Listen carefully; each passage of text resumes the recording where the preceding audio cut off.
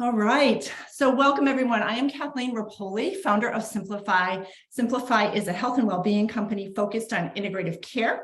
We partner with vetted practitioners such as Lisa, who is with us today, who is a health coach, along with other integrative care practitioners, acupuncture, chiropractic, massage, meditation, mindfulness, yoga, and nutrition. Our goal is to advance well-being and awareness with these services. Our vetted practitioners provide preferred pricing to members of Simplafyi, and we also offer programs and services to employers and primary care physicians. So that is my hello. I am going to, I am going to invite Lisa to take it over from here.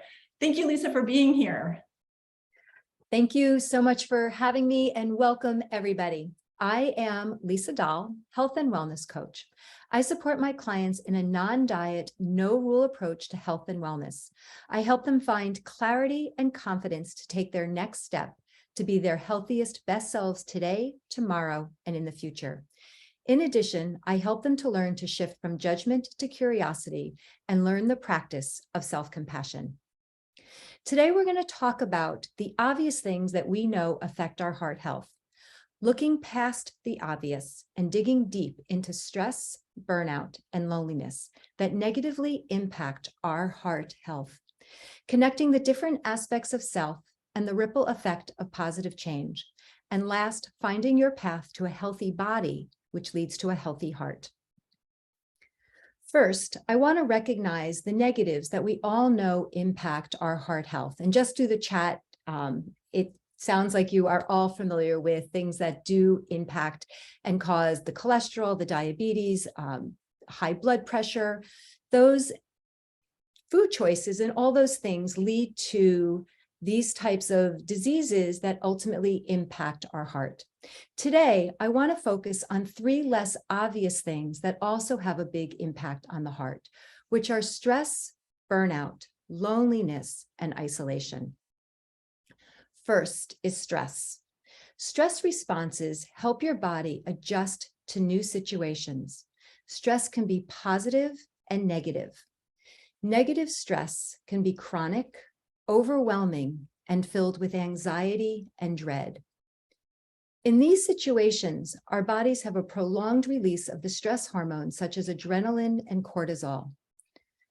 Stress becomes a problem when stressors continue without relief or periods of relaxation. One of the definitions of stress is being asked to do more than you have the resources to handle. How often have you said, "I don't have the capacity to do one more thing"? Physical causes of stress can be attributed to a lack of sleep or an illness. Emotional stress could be from divorce, financial worries, or losing a loved one. Dramatic stress is attributed to the everyday obligations that give us that overwhelmed feeling. When a person has long-term chronic stress, the continued activation of the stress response causes wear and tear on the body. Physical, emotional, and behavioral symptoms develop. In contrast, positive stress, also known as eustress, is a type of stress that is beneficial and motivating. Positive stress can help us perform well and achieve our goals. It can help you to increase your energy, focus, and alertness. It is short-term, manageable, and brings excitement, like giving this talk. So here's a perfect example about positive stress that I was super excited, and I had planned to take a minute to do some soft belly breathing, but I was so excited to move forward, I left that out. So if you would all indulge me now, I would like to take a minute and do something that I love to use myself and offer to my clients. And it's a soft minute, 1 minute belly breathing meditation. And it is used to reduce stress. You can do this to start your day, end your day, or any time in between. The meditation will help you shift your mindset and becoming grounded. So if you're willing, put your hand on your belly and allow your abdomen to relax. Close your eyes or soften your gaze and look at the floor a few feet in front of you. Inhale through your nose and exhale through your mouth. As you breathe through your nose, think soft. Breathe deeply into your abdomen and feel it expand as you count to 5. Pause for a count of 1. Exhale slowly to a count of 5, allowing your body to relax and release the tension. Let your shoulders drop. As you exhale through your mouth, think belly. Take another breath in through your nose. Pause and slowly exhale through your mouth. Again, as you breathe in through your nose, think soft. And exhale.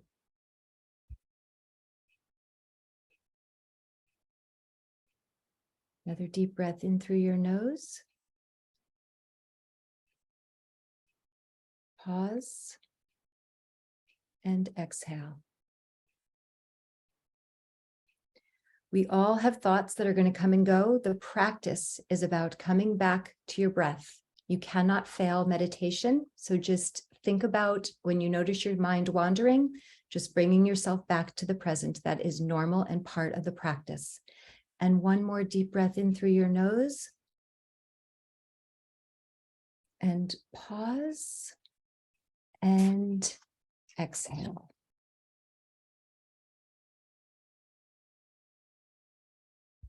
As we continue on with stress, chronic stress may lead to high blood pressure, increasing the risk of heart attack and stroke. The list of symptoms can help you identify if you are struggling with chronic stress. Additional physical symptoms to exhaustion, chest pain, and high blood pressure may be aches and pains, stomach or digestive problems, trouble having sex, or a weak immune system. It is equally important to notice the emotional and mental symptoms as well. Are you depressed, sad, or experiencing panic attacks? We may notice these things and not fully understand stress's long-term implications on our bodies and specifically our heart health. Our physical, mental, and emotional symptoms are all connected. Chronic stress is affiliated with burnout. The World Health Organization defines it as feeling depleted, exhausted, mentally distant, or cynical about one's job with reduced competence and effectiveness at work. Contributing factors are a heavy workload, lack of control or emotional support, long hours, and challenges at home. Burnout can also be associated with caregivers or situations that are relentless and deplete you of your resources. Burnout perpetuates stress, leading to physical wear and tear, eventually weakening the body. Burnout can be measured and correlates to cardiac heart disease. There's a tool called the Sharon-Melamed Burnout Scale that measures physical fatigue, emotional exhaustion, and cognitive weariness. Scoring high is correlated with a higher incidence of cardiac heart disease. Research shows that burnout is real and bad for your heart, blood pressure, and brain health. Burnout is an independent risk factor, even without predictors of heart disease. The pandemic has made burnout more prevalent. An interesting study conducted by Microsoft in 2021 found that more than 40% of the global workforce was considering leaving their current employer in the next year, with the main reason being burnout and a lack of work-life balance. Burnout is a strong predictor of cardiac heart disease than many other classical risk factors, including smoking, blood lipid levels, and physical activity. What happens is that stress and burnout often lead to unhealthy behaviors. It can lead to smoking, gambling, increased alcohol and drug use, and other unhealthy actions. These choices can then lead to biological consequences, such as arterial sclerosis, a buildup of plaque in the arteries that can lead to a heart attack or stroke. Both burnout and chronic stress can affect your heart and health in other ways. There is a ripple effect of every choice, action, and behavior we make. When we're worried, you tend to sleep poorly. When that happens, you're less likely to exercise or make healthy food choices. All of these lifestyle choices can put your heart health at risk. Loneliness and social isolation are often underestimated in the impact they have on our health. Social isolation and loneliness are two different things that negatively impact our heart health. Loneliness is when you feel like you're alone or have less connection with others than you desire. You can be in a room with other people and still feel lonely. Social isolation is having infrequent, in-person contact with people for social relationships, such as with family, friends, or members of the same community or religious group. Some people can be so socially isolated without feeling lonely. Regardless, social isolation has been shown to impact heart health negatively. Interesting facts about loneliness and social isolation.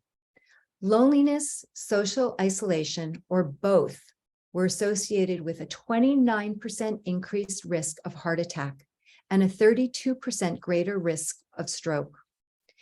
Nearly 1/4 of the United States adults ages 65 and older are socially isolated, and the prevalence of loneliness is even higher, with estimates of 22 to 47%. Social isolation and loneliness are happening to many of us, and some of us are, and is something that we all need to be aware of as we age, as well as to be aware of our family members, our neighbors, and our friends. How can we make a difference? Not surprisingly, data shows that loneliness and social isolation increased during the pandemic. There is truth when we hear someone say that someone they knew died of loneliness. We are social human beings, and connection and relationships matter.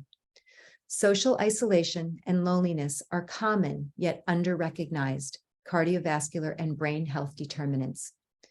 Isolation and loneliness are associated with elevated inflammatory markers, and individuals who are less socially connected were more likely to experience physiological symptoms of chronic stress causing premature death. Sometimes we don't know what comes first, because depression may lead to social isolation, and social isolation may increase the likelihood of experiencing depression. They are often interconnected.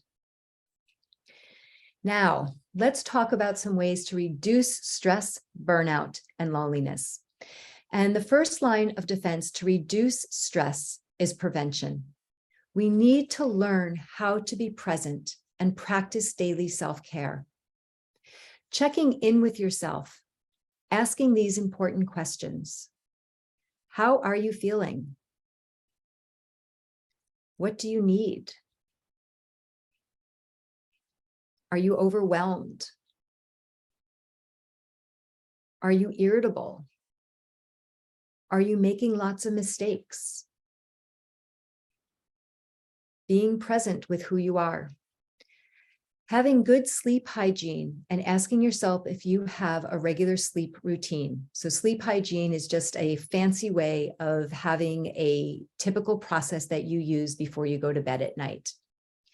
When you feel stress in your body, exercise or movement can make you feel better. This works both proactively and reactively. Movement has been proven to reduce your stress levels.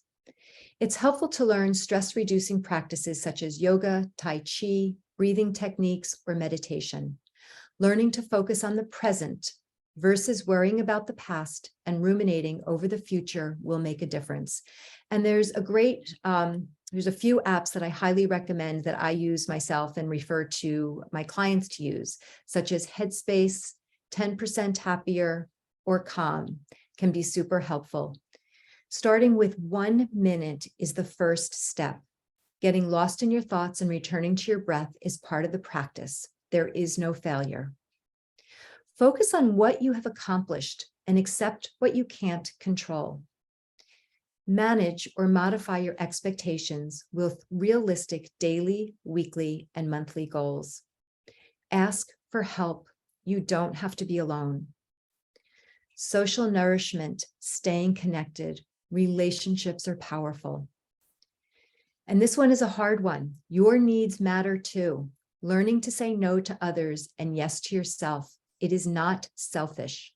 If you shy away from the word self-care, self-preservation may be easier to accept. And gratitude is helpful in noticing the good. Moving to how to reduce burnout.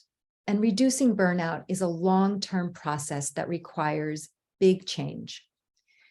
This is something that I can't give you the answers to today, but here's a place to start. Becoming introspective is highly important. What is the cause of your burnout? Figure out what is putting you over the edge. Do you need a job change?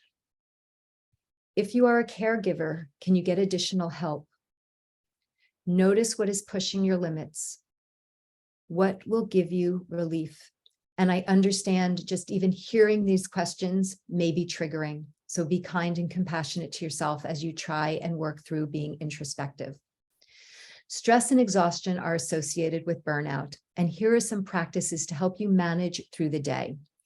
And as I shared in the beginning, breathing is a simple one. We're all told to take a deep breath to relax. What is better is to slow inhale through your nose and a long exhale through your mouth, and thinking about letting go of the negative energy.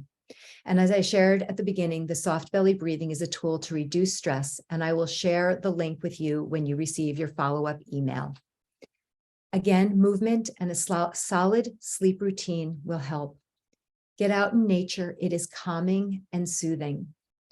Notice your food choices. Are the foods you are choosing making you feel depleted, or are they nourishing you and giving you energy? This is imperative. Reach out for support. You may need more than your friends, and we all know sometimes it's hard to ask for help.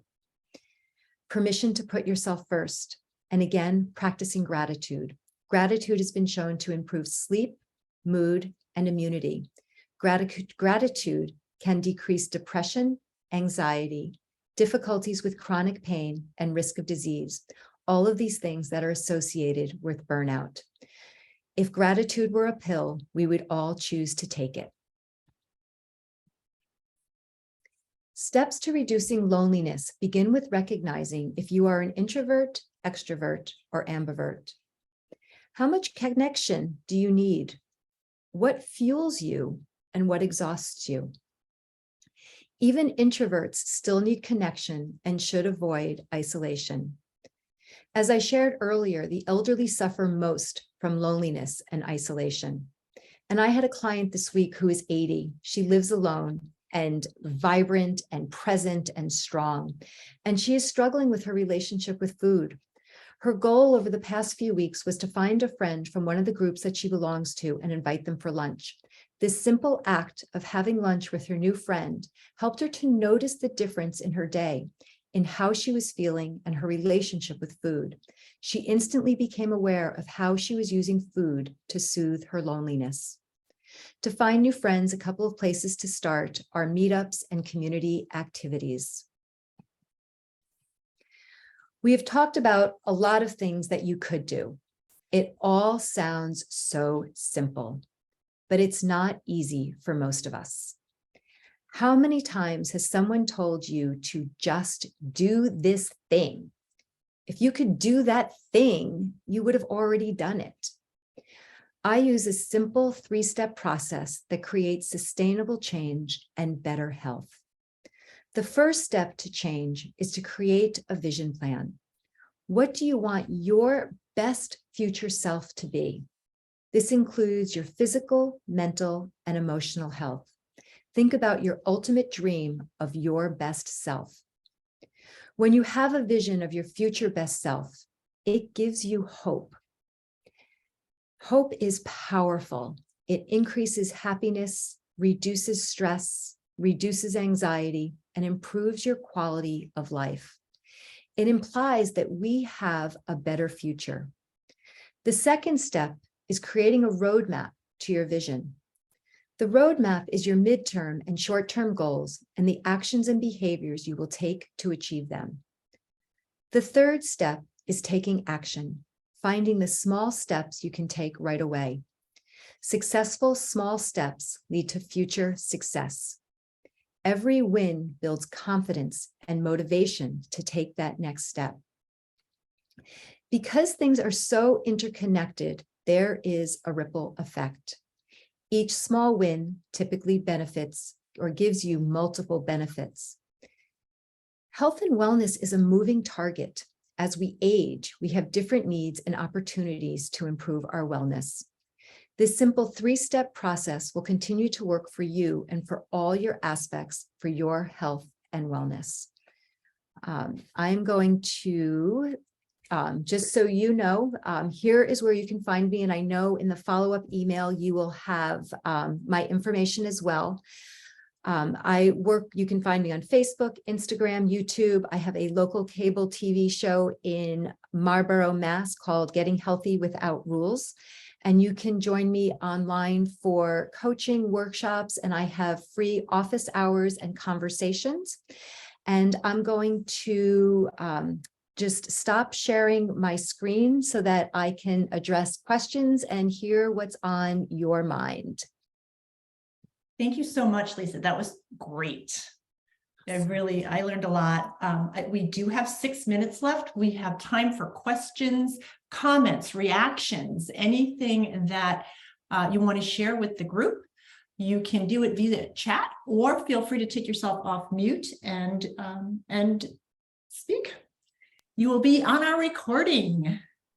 Lisa, that was great. Thank you so much. This is Joe. I just wanted to say I didn't really understand that, or beforehand, that there was different types of stress and that some stress can be good and productive. So I thought that was really interesting to learn about. Yeah, we don't notice it. We automatically think that stress is bad or negative. It has its purpose, and it's noticing the difference between when it's working for you and when it's harming you.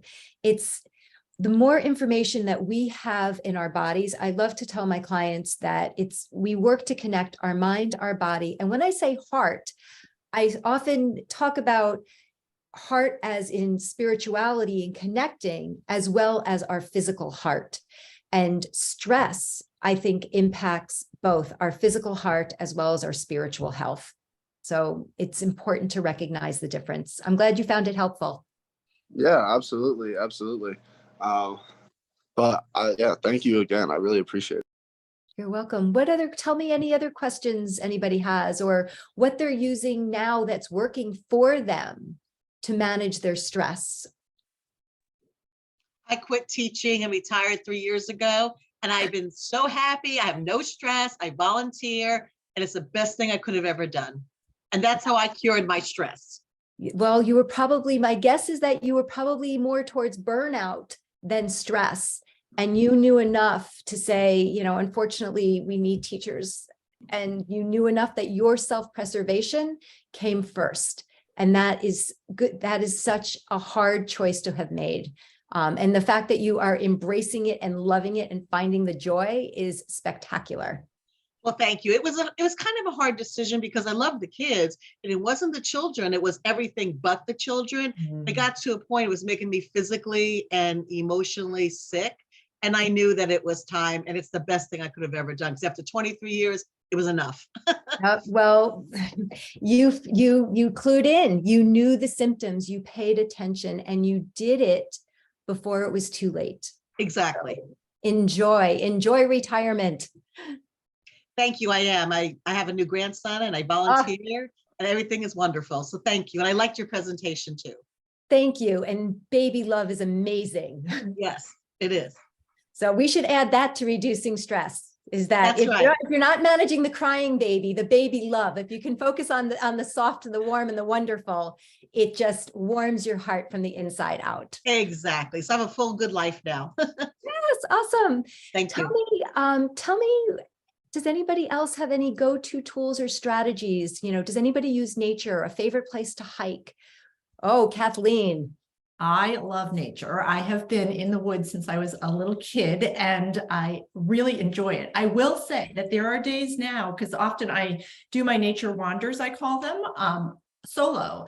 And I'll get in the woods and I'll look around and I'll say, I probably should be here with someone. So that's the only thing. But beach walks are one of my favorites. Awesome.